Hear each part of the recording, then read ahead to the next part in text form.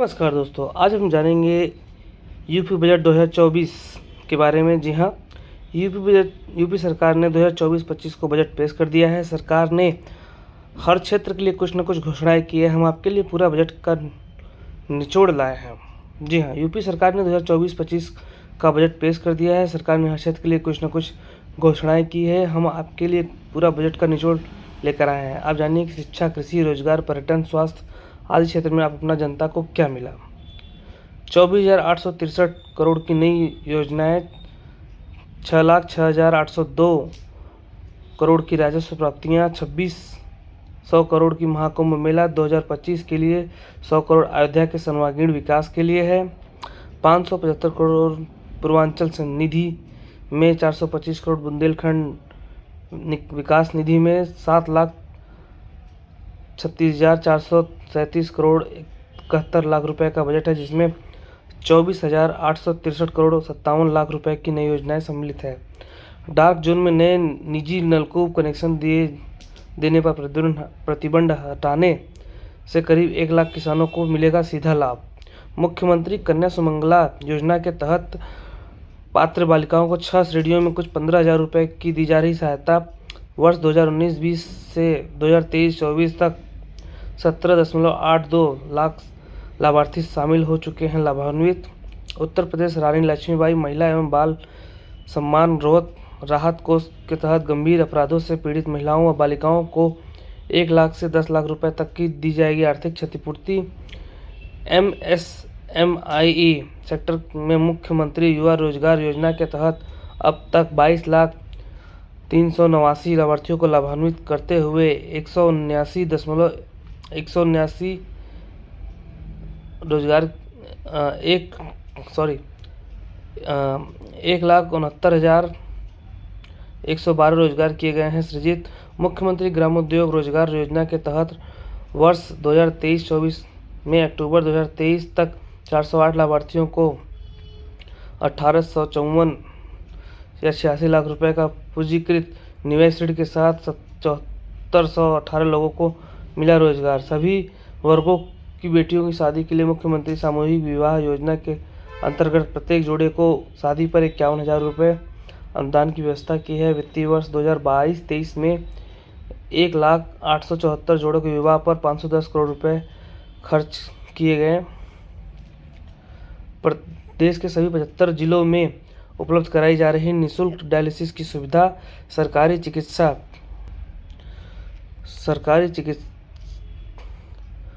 चिकित्सा संस्थानों में पीजी सीटों पर संख्या 741 से बढ़ाकर 1,543 तथा निजी संस्थानों में सीटों की संख्या 480 से बढ़ाकर 1,775 हुई। ऐसे में पीजी कुल 3,318 सीटें उपलब्ध हैं। आयुष्मान भारत प्रधानमंत्री जन आरोग्य योजना के तहत 4,86,00,000 से अधिक कार्ड किए गए वितरित। लाभार्थी परिवारों को प्रति वर्ष 5 लाख तक निःशुल्क चिकित्सा सुविधा सूची में शामिल राजकीय व निजी अस्पतालों में से मिल रही है। महिलाओं एवं बुजुर्गों की सुरक्षा को देखते हुए सेफ सिटी योजना के तहत महत्वपूर्ण स्थलों पर सीसीटीवी कैमरे तथा लाइट लगवाना किया गया सुनिश्चित। वही डार्क स्पॉट हॉट पॉइंट्स का चिन्हीकरण, पिंक बूथों की स्थापना, बस व टैक्सियों में पैनिक बटन लगवाने की व्यवस्था की जा रही सुनिश्चित। महिलाओं की सुरक्षा के लिए 1699 एंटी रोमियो स्क्वाड गठित कर चलाया जा रहा अभियान। वर्तमान में 45 जिलों में मेडिकल कॉलेज बने हुए हैं। 14 जिलों में केंद्र सरकार द्वारा वित्त पोषित मेडिकल कॉलेज निर्माणाधीन है। वहीं 16 असेवित जिलों में निजी निवेश से मेडिकल कॉलेज बनाया जाना प्रस्तावित है। राजकीय मेडिकल कॉलेज में ट्रामा सेंटर लेवल 2 को ट्रामा सेंटर लेवल 1 में 100 बेड व एपेक्स ट्रामा सेंटर में 200 बेड से उच्चीकृत करने के लिए 300 करोड़ की व्यवस्था प्रस्तावित है। वित्तीय वर्ष 2024-25 में आयुष विभाग के तहत गोरखपुर स्थित महायोगी गुरु गोरखनाथ आयुष विश्वविद्यालय का निर्माण पूरा करने था। अयोध्या में राजकीय आयुर्वेदिक महाविद्यालय व वाराणसी में राजकीय होम्योपैथिक मेडिकल कॉलेज की स्थापना का लक्ष्य रखा गया है। गर्मी में लगातार बिजली आपूर्ति के लिए 2,000 करोड़ रुपए की व्यवस्था प्रस्तावित है, जो वर्तमान वर्ष की तुलना में 33% तक अधिक है। उत्तर प्रदेश सौर ऊर्जा नीति 2022 के तहत अगले 5 वर्षों में 22,000 मेगावाट बिजली का उत्पादन करने के लिए लक्ष्य है। उत्तर प्रदेश में 2017 में 288 मेगावाट की सौर ऊर्जा परियोजनाएं थी, जो अब तक लगभग 2600 मेगावाट है।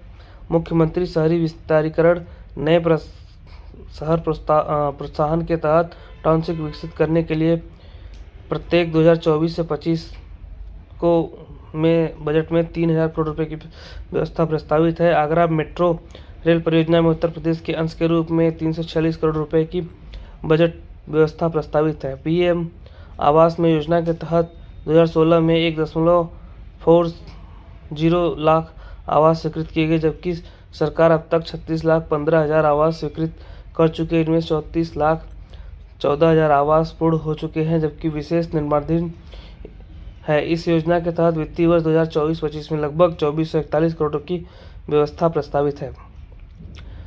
नरेंद्र देव कृषि एवं प्रौद्योगिकी विश्वविद्यालय अयोध्या के अंतर्गत कृषि महाविद्यालय गोंडा का संचालन शैक्षणिक सत्र 2023-24 से करते हुए पठन पाठन का कार्य शुरू हुआ है।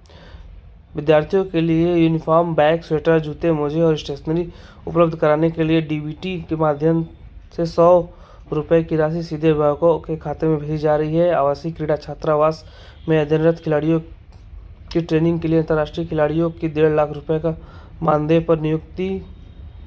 बुंदेलखंड में औद्योगिक विकास प्राधिकरण का गठन किया जा रहा है। इसके तहत नोएडा और ग्रेटर नोएडा के अनुरूप बुंदेलखंड में भी औद्योगिक, वाणिज्यिक और आवासीय टाउनशिप विकसित करने की योजना है। गंगा एक्सप्रेसवे परियोजना के 2,057 करोड़ 76 लाख की व्यवस्था प्रस्तावित की गई, जो कि वर्तमान वर्ष में तुलना में 2 गुनों से अधिक है। आगरा लखनऊ एक्सप्रेसवे और पूर्वांचल एक्सप्रेसवे को जोड़ने के लिए लिंक एक्सप्रेसवे के निर्माण के लिए 500 करोड़ रुपए की व्यवस्था प्रस्तावित है। सरकार की योजना और सिंचाई की परियोजना पूर्ण है, जिससे 52,75,000 हेक्टेयर की अधिक सिंचन क्षमता सृजित है। इसमें 46,69,000 कृषि लाभान्वित है।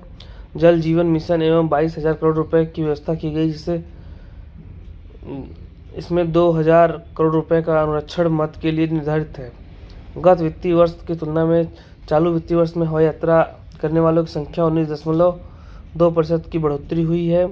अयोध्या में महर्षि वाल्मीकि अंतर्राष्ट्रीय एयरपोर्ट अयोध्या धाम के स्थापना व उसके विस्तार के लिए 150 करोड़ की व्यवस्था हुई प्रस्तावित। वर्ष 2023-24 में अप्रैल से दिसंबर तक जनपद मुख्यालय में 24 घंटे, तहसील मुख्यालय में 21.34 घंटे तथा ग्रामीण क्षेत्रों में 18 बिजली की आपूर्ति बनाई गई। पारेषण तंत्र की कुल क्षमता जो वित्तीय वर्ष 2016-17 में 16,348 मेगावाट थी, जिससे 2022-23 में बढ़ाकर 28,900 मेगावाट किया गया। 2023-24 में से बढ़ाकर 31,500 मेगावाट करने का लक्ष्य है। और भी जानकारी के लिए जुड़े रहें। धन्यवाद।